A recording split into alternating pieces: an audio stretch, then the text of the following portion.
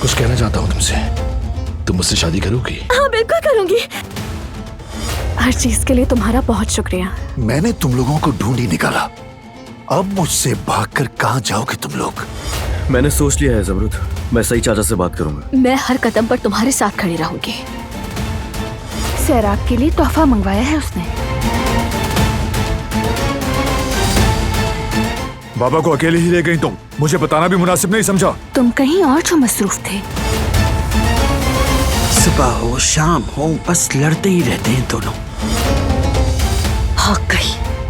भाग गई वो औरत। वो औरत मिल गई, ये रहा उसका पता।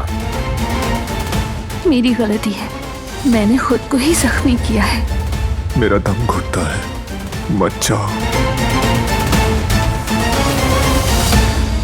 वो कहानियाँ अधूरी जो न हो सके कि पूरी, उन्हें मैं भी क्यों सुनाऊं, उन्हें तुम भी क्यों